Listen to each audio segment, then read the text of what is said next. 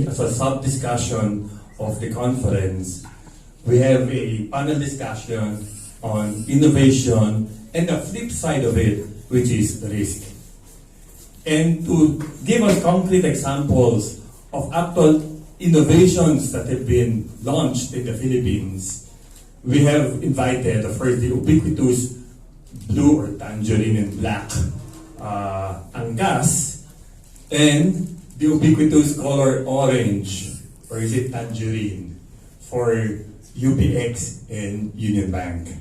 And you will hear from them how they have actually innovated some of the challenges that we face today and have given us actual solutions to solve these challenges.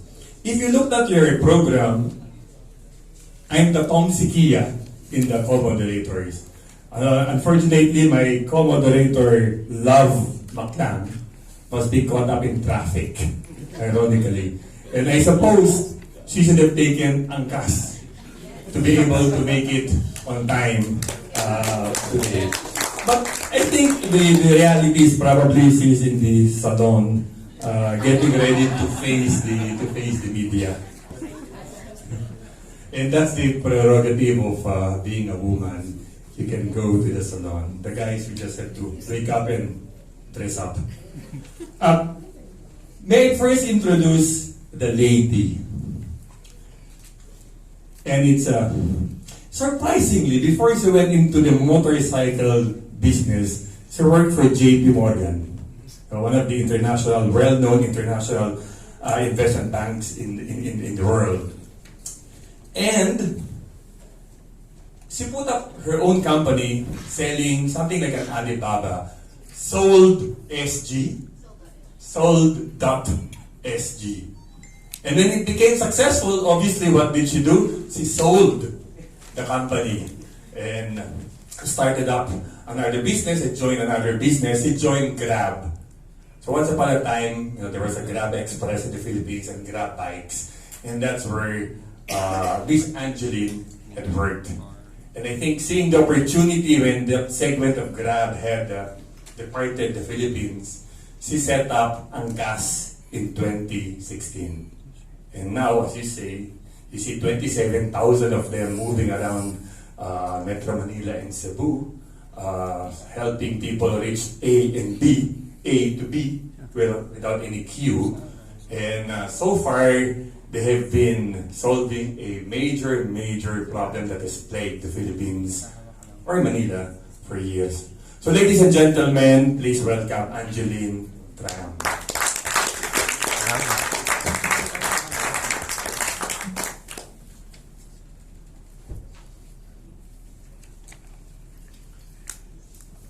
Mr. George Royeka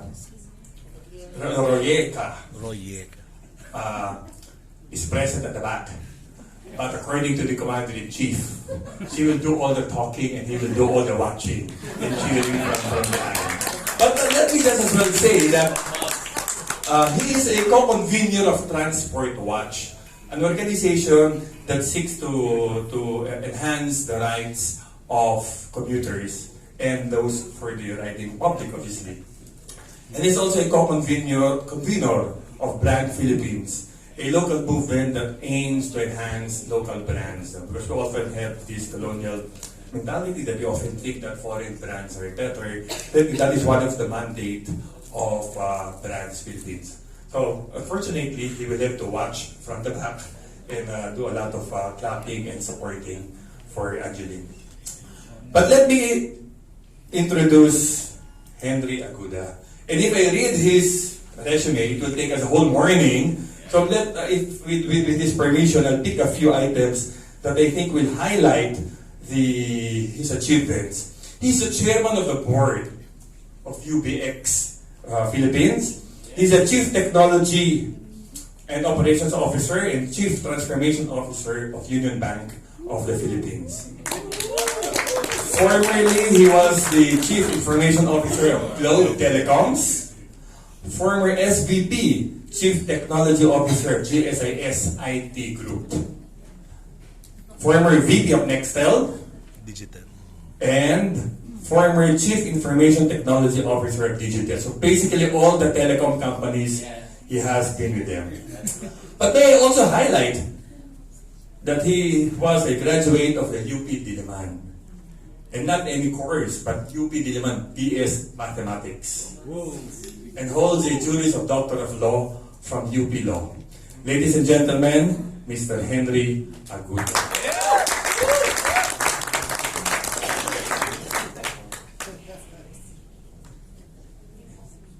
And last but not the least, the president of the ICD and the former president of the UP system and board member of SM Group of Companies, Mr. Fred Pascual.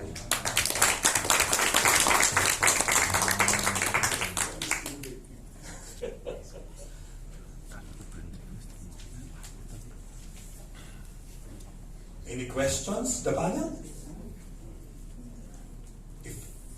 If not, may I begin a few questions. We all have heard that the ANCAS was given a test period for 6 months. I think after the Supreme Court had issued PRO, then you get an exemption. Could you tell us so far what have been the findings of during the test, the test run of ANCAS?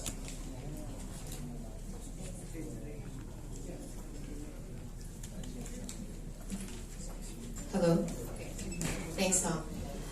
So we've had the honor of being given a 6-month pilot to run in conjunction with the DOTR, and we thank them for the vision in this with Congress and Senate. And so far the findings have been positive. So, I mean, one of the things that we wanted to test was whether we're able to maintain the safety standards that we've been able to prove in our operations. Right, and that is a 99.997% safety record, safer than condoms. And I'm happy to say that this is something that we've been able to maintain and also improve on a day-to-day basis. So that's one of the big findings that we've had. And we're also working together with the Department of Transportation on how we can further improve the service and make this a more long-lasting standards to maintain in the future as well. So, yeah. Just a quick follow-up. Sure. What would have been the most innovative technology or process that you utilized when you launched ANCAS? The most innovative technology that we've utilized? Yes. Okay. So, contrary to popular belief, technology is a tool that we use to enhance operations on the ground, right? So what we've tried to do is we use the platform and technology to transform the existing habal service that we see on the streets every day and to professionalize it, to make it safer with background checks, with the ability to track the rides, with the ability for customers to know who their bikers are, and as well use safety techniques and testing to make sure that only the best drivers are on the platform and stay on the platform. In terms of innovation in that front, I think it's how do you take a platform and technology to see how you can improve on what's currently out there in the market, right?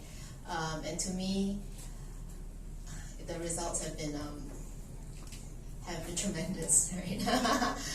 There's still a lot of people, a lot of habals who don't want to join the platform yet, but this is something that I think with free training that we provide and with the addition in income that we're able to provide for the bikers, this is something that we're working very strongly with the government to try and train more bikers and give them the required skill sets in order to be part of the platform.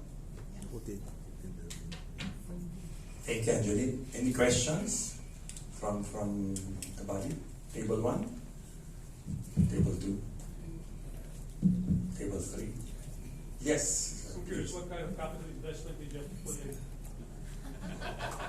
New economy, no capital. Technology is free.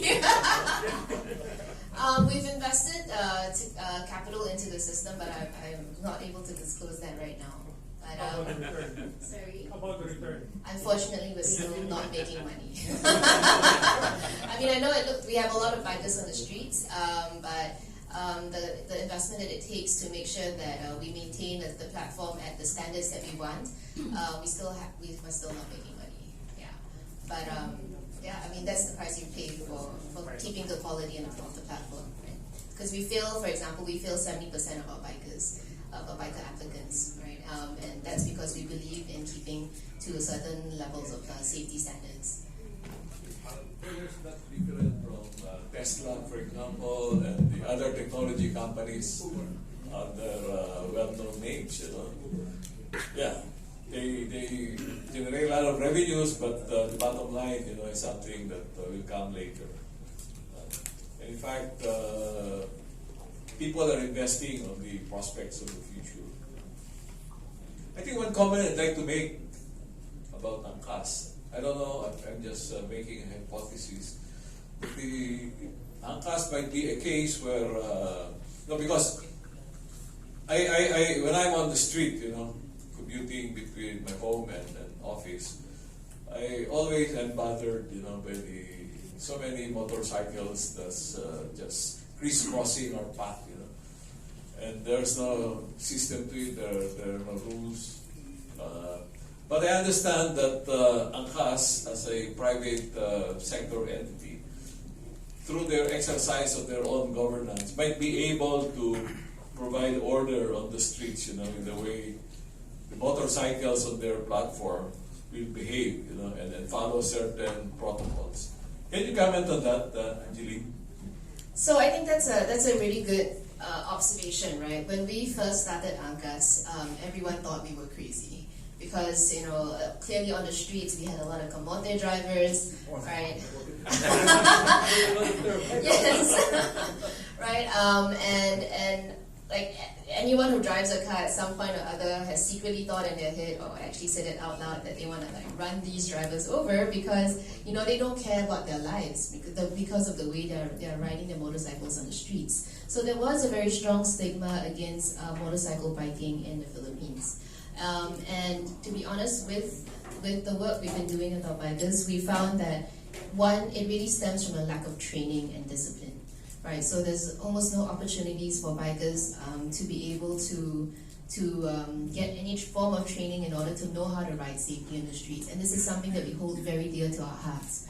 And this is why we're also supporting compliance and the ICD. Thank you very much for the opportunity to do this.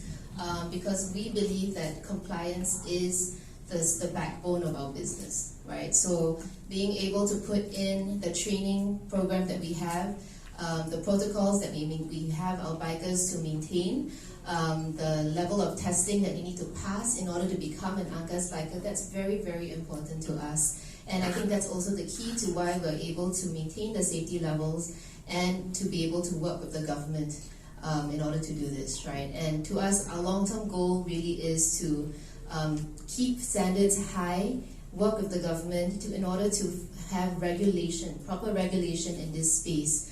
I know a lot of times, as Tom mentioned, you know, startups or companies are afraid of regulation or the government coming in to, you know, inhibit the business. But to us, we believe, in the short term, maybe that's a challenge, and that's something we fought for the last 3 years.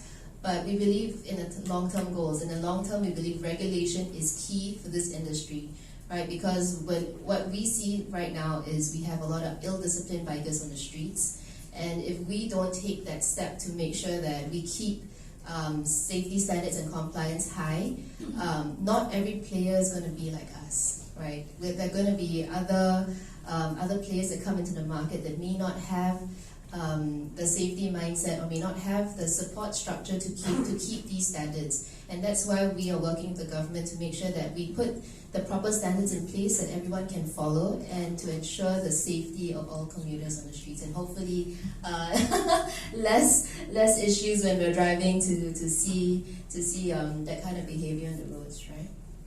Yeah. Thank you, Angeline, for the Yeah.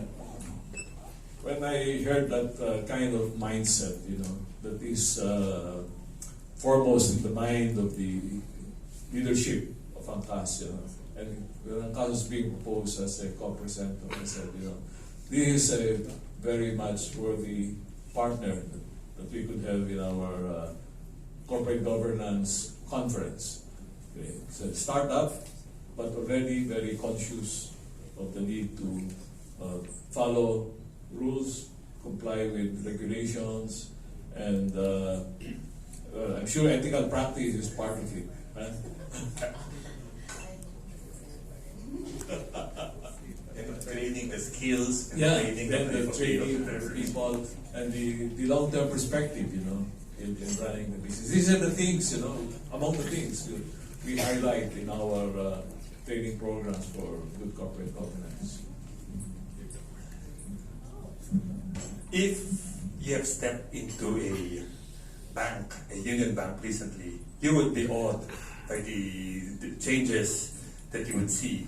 And if you have used our apps, you'll also be further blown away. Because the conception is that banking is a state-old, traditionalist type of business. And thank you, Amor. Welcome the late Amor. Not usually late. I told them you should have taken a class coming here. No? But, I know. but I think the changes to Union Bank did not happen overnight.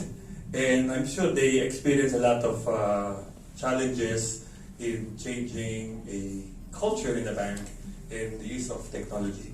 Can we please, Henry, could you please guide us, enlighten us on what were the challenges that you faced when you had to innovate Union Bank? Well, our future fellow in ICD. Future Same. fellow. Pasado na ba? Inshallah. Okay, thanks, Authority, Tom. So, in Union Bank, I can't say enough about how we started with our culture. We're a bank, and as any bank who is also listed in the stock market, governance is very, very important for us. So, the first thing we did was we had to make sure everything we do has to be approved by the regulators. So everything that you've seen that Union Bank has done, from the app to the branch that we've launched where there are no papers, there are video games that you could play, where we sell cars to even houses. this Christmas right now, so you'll have special deals with Toys R Us. They're all approved by the regulators, because that's one of the things that we said is part of our culture. Part of our culture is integrity. We're a bank. We have to be honest in terms of complying with the laws. Then we proceeded to address how do we do the transformation, and we have a simple actually progression. We call it EX, CX, then FX. So EX is our employee engagement, where we started first by talking to our employees and showing that the leaders also can change. So we had I always put up this famous picture of my chairman learning how to program in C in one day, and he did. He doesn't code right now, but it's not to make him a coder or my CEO or my executives, but for them to appreciate what the technology is and be familiar with it. Then we learned a lot from a lot of speakers, like what ICD is going to try and do, bring Dr. Hansen to discuss about AI. I think that's the first good step. Then we proceeded by teaching our employees technology and warming up to the notion that, hey, your jobs are secure even if we proceed into a technology transformation. So we've created a safe space.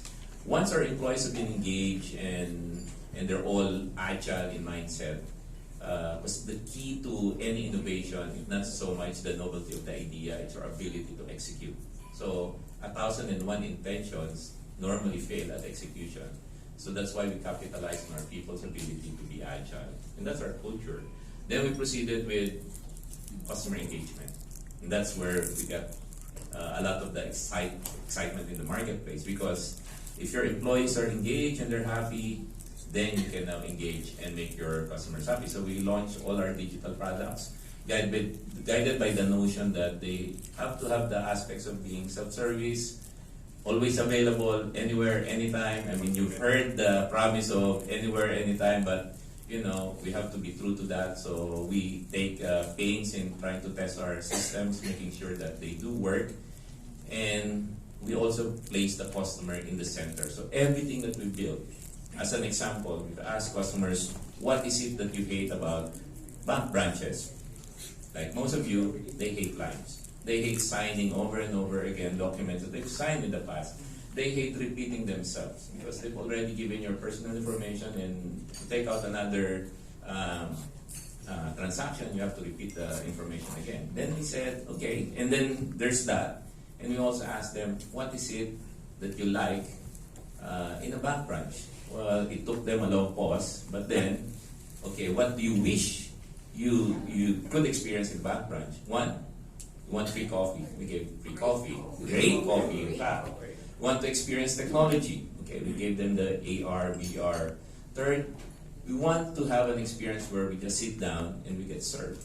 And we have that in our branches. We have 40 of them right now. We call them the ART. And we change the way we service our customers based on what they've asked and what they've given us as feedback. That's the same for our app, and that's the same for all of the products that we've been creating.